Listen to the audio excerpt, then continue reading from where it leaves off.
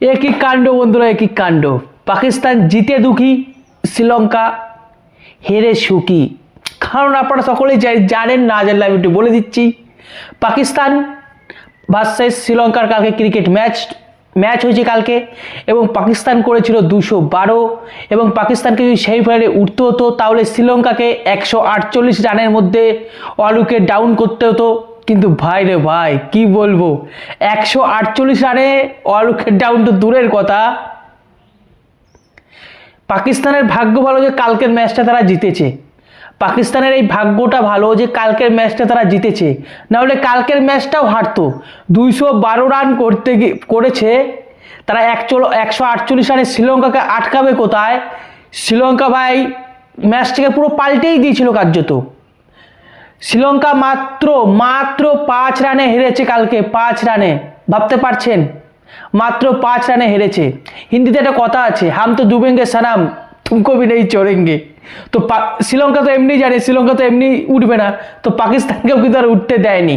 আর আমি তো বলবো ভাই, কালকে যদি শ্রীলঙ্কার এই যে কালকে যে খেলাটা, এই খেলাটা যদি আর কিছুদিন আগে দেখাতো শ্রীলঙ্কা, তাহলে একটা কথা ছিল।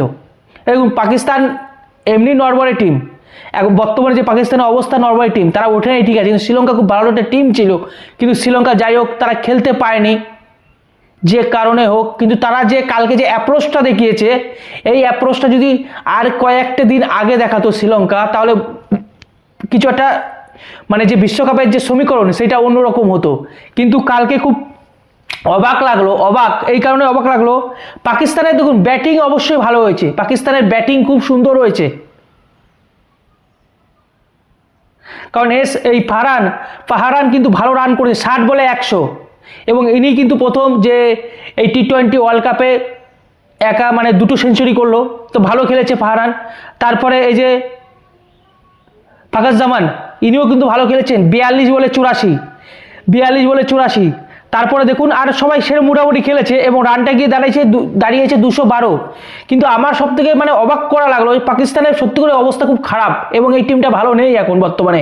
176 ছিল 1 উইকেট, 176 ছিল 1 উইকেট। সেই রানটা আমি তো আশা করছিলাম 212 থেকে 230-35 হওয়ার কথা। 176 যখন 1 উইকেট, তখনও 3 ওভার ছিল, 17 ওভারের কথা বলছি। তারপরে ভজঘট হয়ে গেছে আর কিছু রান করতে গিয়ে, এবং রানটা দিয়ে দাঁড়িয়েছে 212। মানে শ্রীলঙ্কা কিন্তু ওই লাস্টের যে 3-4 ওভার, সেই 3-4 ওভারে বেশ একটা কামব্যাক করেছে কার্যত, এবং 8 উইকেট হারিয়ে 20 ওভারে 212 করেছিল। এরপরে যদি আমি শ্রীলঙ্কার কথা যদি বলি, ভাই কি সুন্দর খেলেছে শ্রীলঙ্কা। সত্যি আমি তার জন্য বলছি, যদি এর কদিন আগে যদি শ্রীলঙ্কা একটু খেলতো, তাহলে ফাইনাল এই বিশ্বকাপের যে সমীকরণ সেটা পাল্টে যেত। শ্রীলঙ্কা লাজবাব খেলেছে ভাই, লাজবাব। আমি তো ভাই ফ্যান হয়ে গেছি ভাই। সানকা এত সুন্দর খেলেছে, 31 বলে 76 সানকা, সবাই ভালো খেলেছে। সানকা দেখুন যতক্ষণ টিকে ছিল ভাই, কি মার দিচ্ছিল এই সানকা। সব থেকে বড় কথা, লাস্টের ওভার শাহিন আফ্রিদি লাস্টের উপর গেছিল, সে পাকিস্তানের ফাস্ট বোলার, তাকে 3টে 6 একটা 4 মারে। তারপরে লাস্টে 5 রানে যাই হোক ম্যাচটা হেরে গেছে কার্যত। কিন্তু লাস্টে একটা বল তিনি উপর কাট মারতে যান এবং সেটি মিস করেন।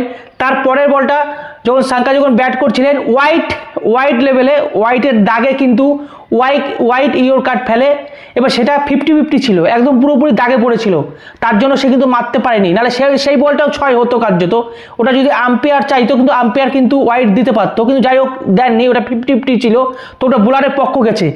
তো এত সুন্দর খেলা হয়েছে। শাহিন আফ্রিদিকে লাস্টের ওভার, 20 ওভারের লাস্টের ওভার, ভাবতো 20 ওভার 3টে 6 একটি 4 মেরেছে, মানে কি হারে খেলেছে।